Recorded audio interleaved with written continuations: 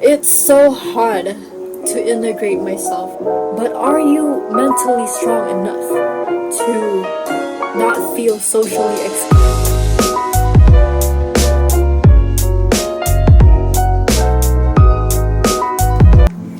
Okay, here we go again with the stupid sit down videos. Do not mind the background. That is my bathrobe. I am too lazy to hang it outside. So hopefully it doesn't like stink up the place. Am I gonna make this a series? I don't know. But these are more third culture kid struggles. Yes, I have mentioned in my last third culture kid video that I had to deal with language barriers and what else? I think I said loneliness, I forgot. But this is probably a more detailed version of those struggles, and I might add something else. So I have all of my bullet points over here. These are the struggles I have faced as a third culture kid, or a migrant who was young as hell. Obviously, we make up 2.5% of the world's population. And if you want to be very specific, it's 3.6. That's what my friend told me. She's making a video about my experiences. So like this is kind of like a more refined version because I'm literally the source. I'm literally a third culture kid myself, but whatever. We're still gonna make this. Us third culture kids make up 2 to 5% of the world's population. That's a struggle. That's already a struggle because nobody understands us. We're a minority of this goddamn world. Yes, there may be a lot of us. I may have grew up in schools. I may have studied in schools where there are a lot of third culture kids, but we're still alone. We're still lonely as hell regardless. We're still a minority. That's number one. That's bullet point number one. Bullet point number two. This is a very common struggle among third culture kids myself, or third cultured individuals, integrating and adjusting myself in foreign societies, literally forgetting I'm literally Filipino myself. It wasn't really a problem when I wasn't living in the Philippines, but when I migrated to the Philippines, it was really hard for me because it was really hard for me to act as if I'm a Filipino when I'm literally Filipino down to my fucking blood. Why? Because if you grew up in different countries, you'd be accustomed to their cultures and traditions and social norms. Like, literally, if you PDA in public in Malaysia, you would get shut down. Shot down, I mean. That's probably an exaggeration, but you're gonna get frowned upon if you do that. But here in the Philippines, you can do whatever the frick you want. Yes, I did struggle to, like, act like a freaking Filipino. What I mean by that is, I couldn't speak the language at the time. I mean, I could, but it was just the basics, right? I just didn't know about the social norms back then. I still don't know the social norms of the Philippines because I live in an area where not a lot of people live in, where not a lot of people know about. Literally, what does it mean to be a Filipino? Like I said in my first third culture kid episode, I said that I grew up in Thailand, got stuck in China, and I lived in Malaysia. So obviously I got used to experiencing Thai culture and Chinese culture and Malaysian culture. I do acknowledge that I am very privileged to experience foreign cultures even as a kid, but that literally made me forget that I was Filipino, that I'm actually Filipino. I might expound on that when we get to my fifth bullet point. So, bullet point number 3, language barriers. Yes, I have mentioned this in my other TCK video, but let me just expound on this. I was forced to learn foreign languages when I was a kid migrating. I had to learn Mandarin Chinese at school, Filipino by my parents, and Malay from my dad. My friends didn't even teach me Malay. Like we were studying in an English speaking school, but whatever. Yeah, it was difficult, but it's worth it because I can now speak or understand 3 languages. Although it used to be 4 because I forgot most, if not all, of my Chinese vocabulary, so that's gone. I had to learn all those languages before I migrated to the Philippines. you know, the language learning experience was quite difficult. I think as a third culture kid, it's difficult for me to communicate because, like, how the fuck do you act when you communicate, right? How do you communicate to a Filipino as a third culture kid Filipino? Can you understand that I am a third culture kid? Can you understand that I got probably most of my social skills from these countries? Like, what do you mean I am rude for this? Bro, educate yourself. I'm joking. Number 4, bullet point number 4. The living conditions. The living conditions when we got stuck in China. Let's be specific, you know? We initially planned to stay there for a vacation, I think. But I don't know what happened. We just got stuck. Got stuck in Beijing. You had to jump from one hotel to another in Beijing. Let me count the hotels.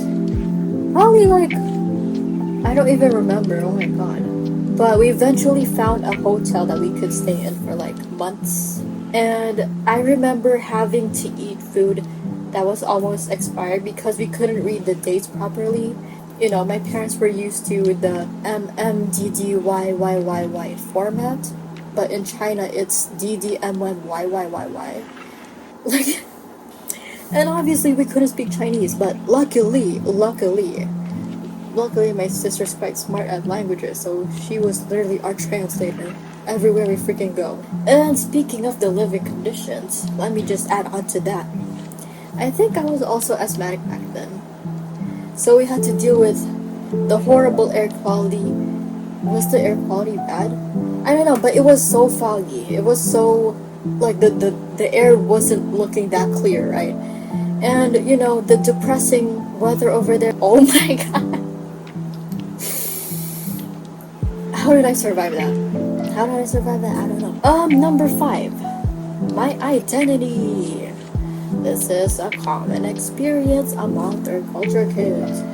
So when I migrated to the Philippines, you know, I was ashamed of myself for not being Filipino enough. I already talked about this, but I want to expound on this more. I only knew the basics of the Tagalog language, and I don't know how else to say, but let's say my identity was written by the countries I grew up in, the 3 countries I grew up in. I feel like a Malaysian even though I am not Malaysian at all. My dad spent 20 years of his life in Malaysia. But for some reason, we feel like Malaysia's our home country, even though we're not Malaysians, bro. We're literally not. And these are the cultures, I guess, that I have celebrated, or the holidays. I celebrated the Loy Krathong festival when I was living in Thailand. We celebrated it at school, and I often celebrated Eid Mubarak when I was living in Malaysia. I am quoting the word celebrated because I'm not Muslim myself, but you know, I was there to witness everybody celebrating. I guess I celebrated, I don't know. Okay, the cultural experiences aside, I have always thought of this question. Where the hell am I from? This is the one question that you should not, absolutely not, ask a third culture kid. I have always asked myself, am I from 4 countries or am I from my native country, even if I wasn't raised there? I am now my native country, but, you know, am I really from my native country if I wasn't really raised here throughout my childhood? Like, I have friends who are also third culture kids. Like, I have a Bangladeshi friend who was born in Bangladesh but raised in Malaysia. She told me that Malaysia and Bangladesh are her home countries. And if you're curious of which countries I choose home, I consider Malaysia and the Philippines my home countries. That's your answer. But I wouldn't necessarily say, like, I don't know. Bullet point number 6. I don't know if I should go deep into this, but third culture kids commonly experience emotional issues because, okay, let me explain my side first. The issues I have experienced above probably had a huge effect on me emotionally, in a bad way, obviously. I often felt excluded socially because, like I said earlier, it's hard for people like me to feel included since we're very multicultural as hell. And also, since I had to move a lot, that means I didn't have stable friendships when I was a child because I was always being separated from them. Literally, my oldest of the oldest friends are in Malaysia right now. I don't have childhood friends over here. You know what? I'm so grateful for social media because I literally found or reconnected with my friends through social media. And we still follow each other on Instagram. We sometimes DM each other here and there. I am so glad for social media. I am so grateful for social media. If not, I would have been lonely as hell. According to Manhattan Therapy Collective, TCKs may internalize their relocation difficulties, adjustment struggles, and social exclusion. It's so hard to integrate myself with the Filipino society. Like I said earlier, I feel Malaysian even though I am not.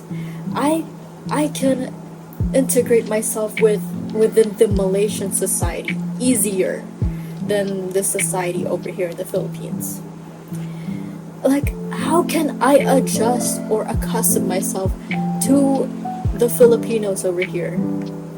It's way easier for me to be included in Malaysia. And I may not be Malaysian by blood, but I am quite Malaysian by heart, right?